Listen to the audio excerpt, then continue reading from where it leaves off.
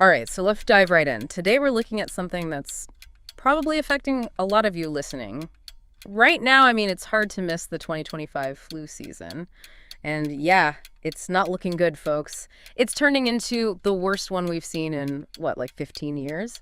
So we're going to go through a bunch of reports, articles, all that stuff to figure out what's going on. I think you might be surprised to learn how different this season is compared to, recent years. Yeah, what's really got my attention? Just how many people are getting sick.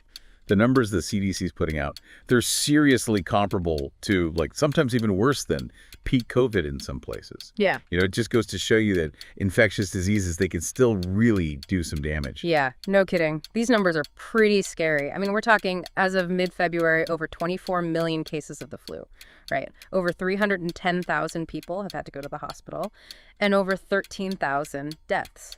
And hold on to your hats, because we're not even at the peak yet. We're seeing this everywhere, too. Like schools are closing down left and right because everyone's sick. Oh, yeah, absolutely. Like, did you hear about the Godley Independent School District in Texas? They had to shut down for a few days. They had over 650 students out sick and something like 60 staff members. And hospitals, oh man, they're completely overwhelmed. Some of them are even putting up like those temporary tents outside to deal with all the extra patients. This is really putting a strain on our healthcare system. It really is. And it's easy to forget when you see those numbers that it's not just like statistics on a page, These are real people, real families going through a tough time. Like, just think about it. Over 57 kids have died from flu complications already this season. It's just heartbreaking. Absolutely. It really puts things in perspective. So to figure out why this flu season's so bad, we got to look at what types of flu are going around, right? This year, it looks like it's mostly H1N1 and H3N2. Both of those, they're known to be like really contagious and cause, serious problems. And then there's that whole thing with the avian flu, the H5N1, right? Everyone's kind of buzzing about that. They say the risk to humans is low for now, but still, it's, something to keep an eye on. Oh, for sure. Especially with that case in Nevada recently. Yeah. The rancher who got H5N1 from those sick cattle, that really shows how it can jump from animals to people. Yeah. And that we need to be, like, really careful. Right. So, okay, what's causing all of this? Why is it so bad this year? Seems like there's like a whole bunch of things going on at once. Yeah, it's definitely not just one thing. I mean, after the pandemic, people kind of relaxed on the masking and social distancing, right?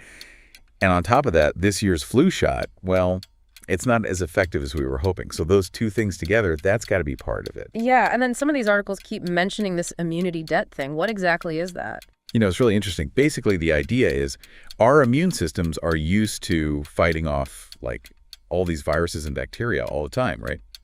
But during the pandemic, we weren't exposed to as much, so now our immune systems might not be as strong. Some experts think that might be making us more vulnerable, not just to the flu, but to other things too. Yeah, makes sense. And to make things even worse, people just aren't getting vaccinated like they used to. It's like record lows. Only about 44% of adults got the flu shot this year.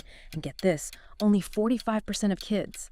That's like the lowest we've seen in 6 years for children. Yeah, that's definitely a big problem. It's a huge part of why this outbreak's so bad. And it's not just flu vaccines. The numbers for COVID vaccines aren't great either. About 23% of adults and only 12% of kids are vaccinated.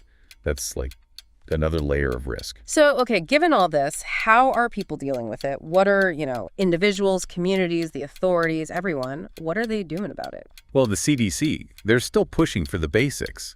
Getting vaccinated, washing your hands all the time, wearing a mask when you're around a lot of people. And of course, staying home if you're sick, all that stuff. You know what I thought was interesting? The CDC is really emphasizing this thing called the golden 48 hours, I think they're calling it.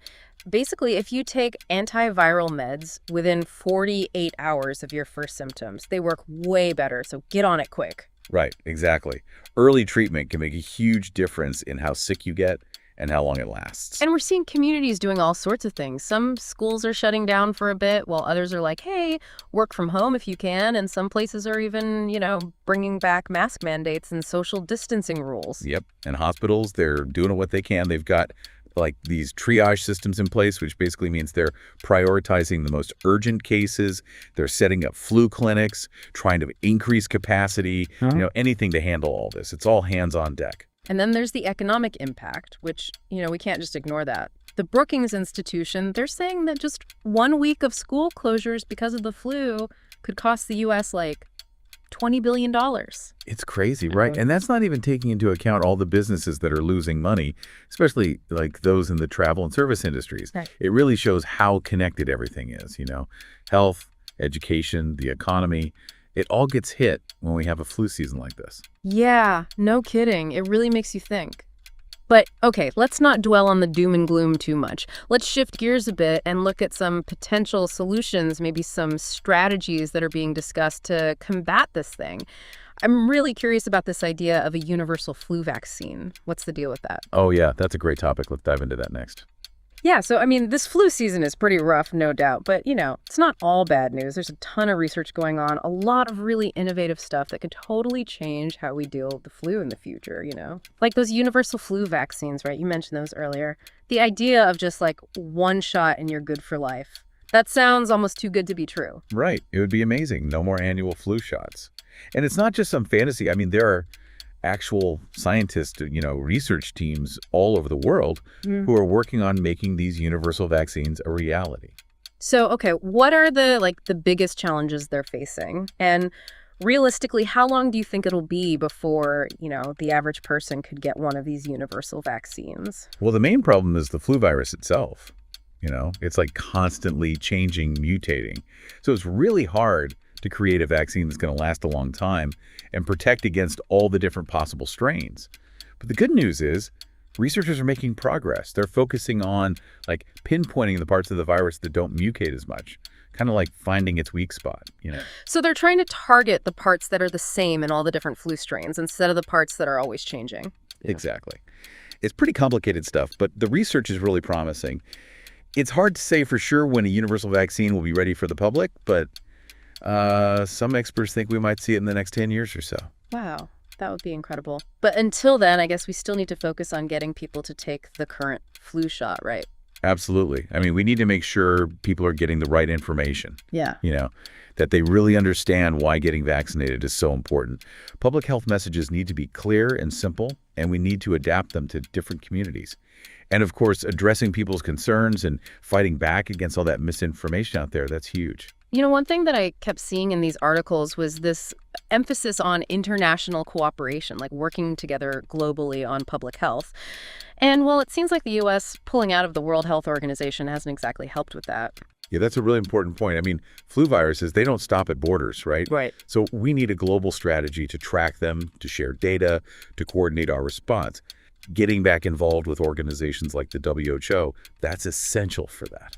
So we've got better vaccines on the horizon, hopefully, and stronger global cooperation is something to work towards. What about on a more personal level? Like, what can people do in their everyday lives to protect themselves and their families, their communities? Well, those basic hygiene things we all learned during the pandemic? They're still incredibly effective. Washing our hands often, really well, covering coughs and sneezes, staying home if you're sick. Those things can really help stop the virus from spreading. Yeah, it's amazing how much of a difference those simple things can make. And what about antivirals? Could those play a bigger role in managing this outbreak? They definitely could. The problem is, antivirals work best if you take them early on when you first get sick, ideally within the first 48 hours. So people need to know the symptoms, go see a doctor right away, and have access to those meds. So early diagnosis and treatment are key. Are there any new developments on that front? Oh, yeah. There's some really cool research going on with rapid diagnostic tests for the flu. Imagine if you could just test yourself at home or, at the pharmacy and get your results in just a few minutes. That would be a game changer. It would make it so much easier for people to get treatment quickly, and it could really help slow down the spread of the virus. Wow. Yeah, I can see how that would make a huge difference.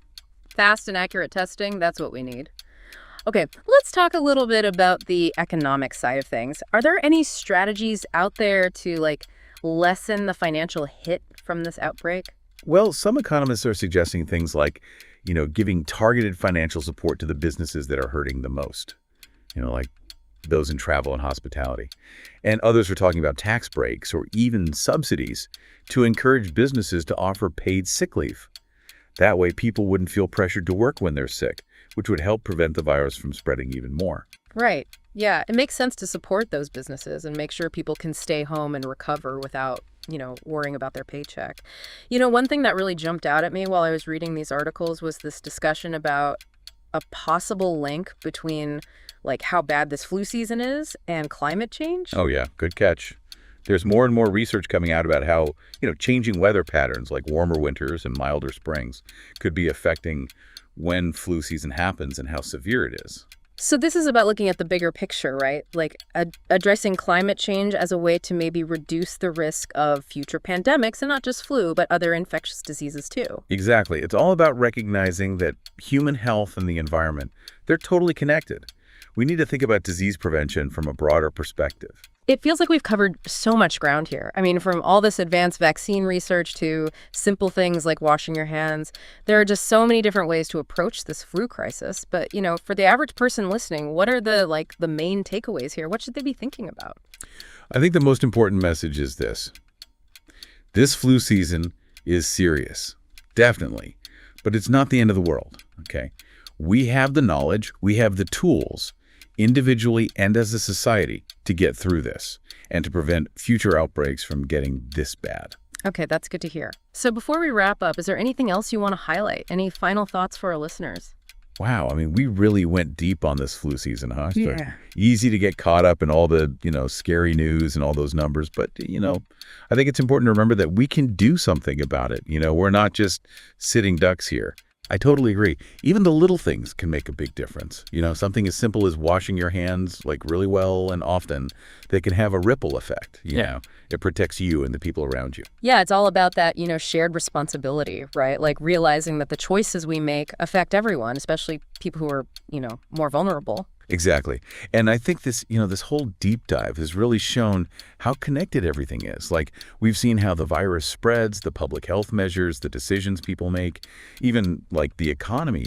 It all kind of comes together to shape how a flu season plays out. So as we wrap things up here, I want to bring it back to you, the listener. Yeah. Like, after hearing all this, how do you see the flu now? What are you going to do to protect yourself and, your community? Have you gotten your flu shot? Are you being really good about washing your hands? Are you staying up to date on what the CDC is saying?